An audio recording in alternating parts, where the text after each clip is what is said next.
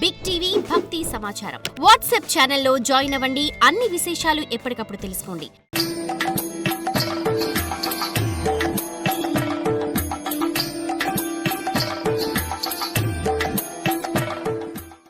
ఆ రాముడు తన ఆరాధ్యమూర్తి అయినటువంటి విష్ణువే అని అందరికీ తెలిపి ఆయన స్తుతించాడు. రాముడికి ఆత్మతత్వాన్ని తెలిపే భాగ్యము వశిష్ఠ మహర్షికి దక్కింది. ఆనాడు వశిష్ఠుడు 12 ఏళ్ల బాలకుడికి ఉపదేశించిన తత్వరహస్యమే యోగ వాసిష్టమనే పేరుతో వాల్మీకి మహర్షి చేత రచింపబడింది. యోగ వాసిష్టంలో ప్రహ్లాద చరిత్రను రాముడికి చెబుతూ వశిష్ఠ మహర్షి సగుణోపాసన ద్వారా నిర్గుణ బ్రహ్మను తెలుసుకునే విధానాన్ని బోధించి భాగవతోత్తముడు అయ్యాడు. గురూపదేశంతో మీరు కూడా జ్ఞానము లభించుగాక అని ఆశీర్వదిస్తూ తన స్వామి కోసరం వేచి ఉన్నాడు వశిష్ఠుడు, అంటే రాముడి కోసరం. ఇదే భాగవతోత్తములో అత్యంత ముఖ్యమైనటువంటి ఘట్టం. ఎన్ని జన్మలెత్తి తన స్వామి అవతారాని కోసరం వేచి ఉన్నాడు వశిష్ఠ మహాముని. అందుకనే అంత గొప్పవాడయ్యాడు వశిష్ఠుడు, అయోనిజుడు అయినటువంటి వశిష్ఠుడు. జై గురుదత్త. మీ అందరికీ అదే భాగ్యం మీకు కూడా కలగని హరినే స్మరణ చెయ్యండి. ఇక చివరిగా విభీషణుడు. భక్తి సాధనలో శరణాగతికి ఒక విశేషమైన స్థానం ఉంది. శరణాగతి అనే భక్తి మార్గాన్ని పట్టుకొని భగవంతుణ్ణి పొందినవారు మన పురాణాలలో చాలామంది ఉన్నారు. వారిలో విభీషణుడు ఒక విశేష భక్తుడు. శరణాగతికి విభీషణుణ్ణి ఉదాహరణగా చెప్పవచ్చు. పులస్య మహర్షికి విశ్రవసుడు జన్మించాడు. విశ్రవసుడికి కుబేరుడు మొదటి సంతానంగా జన్మించాడు. బ్రహ్మదేవుడు ఆ కుబేరుణ్ణి అలకాపురానికి అధిపతిగా నియమించాడు. తర్వాత విశ్రవసుడికి కైకసి యందు రావణ, కుంభకర్ణులు, శూర్పణఖ జన్మించారు. విభీషణుడు చివరివాడిగా పుట్టాడు. ఇలా ఈ నలుగురు కైకసి గర్భంలో పుట్టడానికి కూడా కారణాలున్నాయి. ఆ కారణాలేమిటో చెప్పుకుందాం. విశ్రవసుడు సంధ్యావందనం చేస్తున్న సమయంలో కైకసి ఆయన దగ్గరికి వెళ్ళి సంతానాన్ని అనుగ్రహించవలసిందిగా ప్రార్థించింది. అనుష్ఠానం పరమాత్ముడు ధ్యానం చేస్తూ సంధ్యావందనం చేస్తూ కూర్చున్నప్పుడు వెళ్ళి ఈవిడ అడుగుతుంది, నాకు పిల్లలు పుట్టాలా అని ఆశీర్వాదం చేయమని. అప్పుడు అడిగేది, నేను టైమే దొరకలేదా? దేవకర్మ చేయవలసిన సమయంలో సంతానాన్ని కోరావు కనుక, సాయంకాల సమయంలో కోరావు కనుక నీకు క్రూరులైన రాక్షసులు జన్మిస్తారని విశ్వరూపుని శపించాడు. అప్పుడు కైకసి భర్త కాళ్ళపై పడి, ఎందుకో ఇప్పుడు వచ్చింది నాకు పోయే కాలం, ఇప్పుడు అడిగాను వచ్చి, ఎంతసేపు నా దగ్గర కూర్చుంటావు, అప్పుడు అడగకుండా ఇప్పుడు వచ్చాను అడిగి కాళ్ళపై పడి తన తప్పును మన్నించమని తత్వజ్ఞానం కలిగించి రాక్షస శిశువులను అనుగ్రహించండి అని ప్రార్థించింది. ఎట్లన్నా కానీ రాక్షస శిశువులు కదా, వాళ్ళకి అనుగ్రహం చేయండి. అప్పుడు విశ్రవసుడు, కైకసి, నా మాట ఎన్నటికీ వ్యర్థం కాదు. అయినా నువ్వు ప్రార్థిస్తున్నావు కనుక నీ 4వ గర్భంలో వంశోద్ధారకుడు ధర్మాత్ముడు బ్రహ్మజ్ఞాని అనే పిల్లవాడు జన్మిస్తాడు అని తన శాపానికి ఉపసంహారాన్ని తెలిపాడు. అప్పుడు అందరూ కూడా మనకు జన్మరాహిత్యం దొరుకుతుంది. కైకసి గర్భంలో రావణాసురుడు మొదలైన 4 జన్మించారు. రావణ, కుంభకర్ణాలతో సహా విభీషణుడు కూడా, రావణుడు, కుంభకర్ణుడు, విభీషణుడు. భాకారం ఉంది కదా, అందుకని వకారం పెట్టకూడదు అక్కడ. రావణుడు, కుంభకర్ణుడు, విభీషణుడు, ముగ్గురికి భకారం. గోకర్ణ క్షేత్రంలో బ్రహ్మను గురించి ఘోరమైన తపస్సు ప్రారంభించాడు.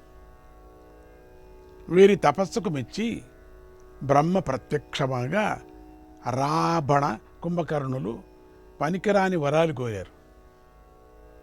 విభీషణుడు మాత్రం ఎటువంటి కష్టకాలంలోనూ తనకు ధర్మ విషయంలో బుద్ధి చలించరాదని మంత్రాభ్యాసంతో పని లేకుండా బ్రహ్మాస్త్రం స్వాధీనం కావాలని, చివరిగా భగవంతుడి యందు అచంచలమైన భక్తి ఉండాలని వరాలు కోరాడు. చూడండి, రాక్షసులు వాళ్ళు కోరుకున్నారు. రాభనుడు అంటే రావణుడు ఏం కూడా ఇంద్రపదవిలాగా, ఇంద్రపదవి నీకు దొరకదులే, నువ్వు ఇక్కడ ఇంద్రుడుగా ఉందులేనాడు. నేను కోరుకుంటానని నిద్రబంపులో కుంభకర్ణుడు ఇంద్ర ఇంద్ర ఇంద్ర అనుకుంటూ నిద్ర పదవి కావాలన్నాడు. తథాస్తున్నాడు. 3 పూట్ల నిద్రపోవటమే. ఇంకా అట్లా బ్రహ్మదేవుడు తథాస్తు అంటూ చిరంజీవి కమ్మని ఒక విశేషమైన వరాన్ని కూడా అనుగ్రహించాడు. తర్వాత రావణాసుడు దేవతలపై దండెత్తి వారినంతా పీడించి దిక్కులు ఆధిపత్యాన్ని లాక్కొన్నాడు కూడా. లంకానగరాన్ని తన రాజధానిగా చేసుకొని దేవలోకంతో సహా రాక్షస మనుష్యుల్లోకాలను పాలించసాగాడు. ఒకటి చెల్లెలుండింది. తన రాజ్యంలో తన నామస్మరణే జరగాలని రావణుడు అందరికీ చెప్పాడు. ఎక్కడా భగవన్నామస్మరణ జరగటానికి వీలు లేదని ఆజ్ఞాపించాడు. రావణాసురుడి దుష్టబుద్ధి విభీషణుణ్ణి మాత్రం ఆపలేకపోయింది. విభీషణుడు మాత్రం గట్టిగా హరే కృష్ణ గోవింద అనేవాడు అంతే. ఏం చేసినా వాణ్ణి మాత్రం ఆపలేకపోయాడు. పైగా తమ్ముడు, పైగా తన తల్లి ఊరికే ఉంటుంది ఆవిడ, ఏం చేసేది? విభీషణుడు తన సాధన తాను చేసుకుంటూ భక్తిగా ఉంటూ రాజ్యపాలనలో అన్నగారికి కూడా సహాయపడుతూ ఉండేవాడు. రావణాసుడు అతడి ధర్మనిష్టకు భయపడి ఏమీ అనలేకపోయేవాడు. ఎక్కడ శాపంగీపం ఇస్తాడో ఊరికే ఉండిపోయాడు.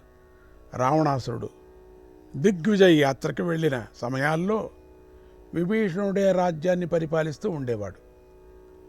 ఈ భారాన్ని కుంభకర్ణుడికి అప్పజెప్పి తాను పూర్తిగా భగవద్ధ్యానంలో ఉండిపోవాలని అనుకునేవాడు. కుంభకర్ణుడు 6 నెలలు కుంభకర్ణుడు లేచేవాడు కదా, అప్పుడు రాజ్యాన్ని అప్పజెప్పి హాయిగా తాను భగవన్నామ కీర్తనలో పడిపోయేవాడు. అయినా కుంభకర్ణుడు నిద్ర విభీషణుడికి అవకాశం ఇవ్వలేదు ఎప్పుడు కూడా.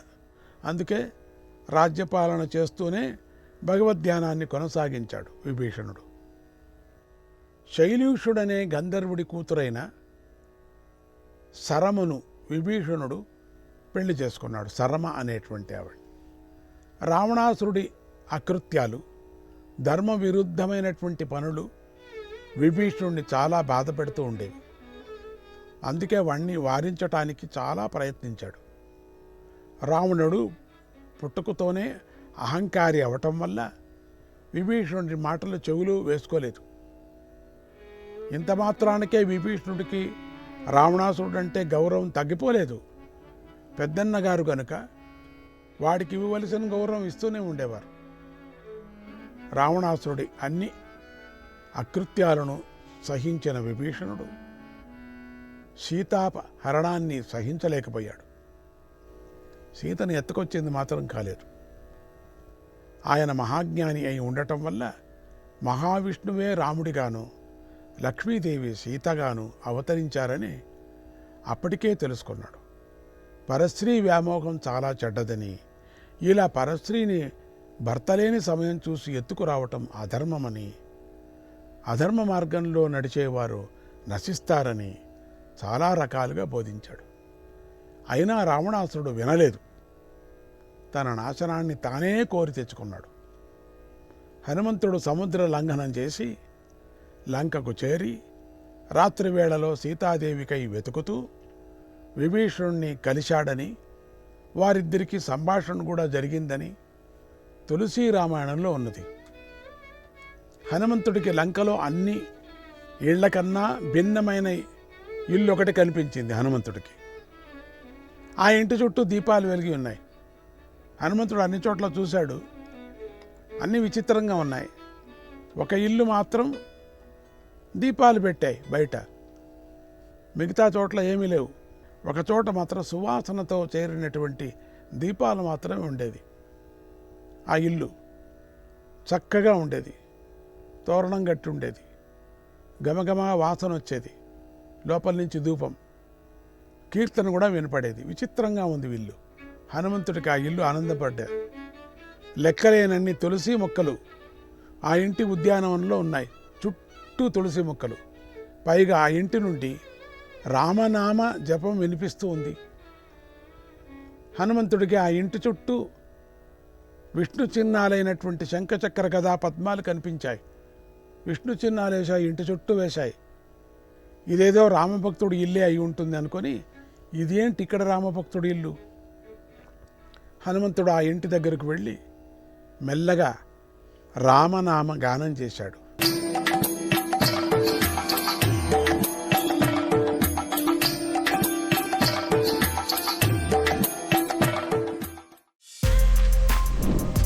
For more videos like this, subscribe Big TV channel.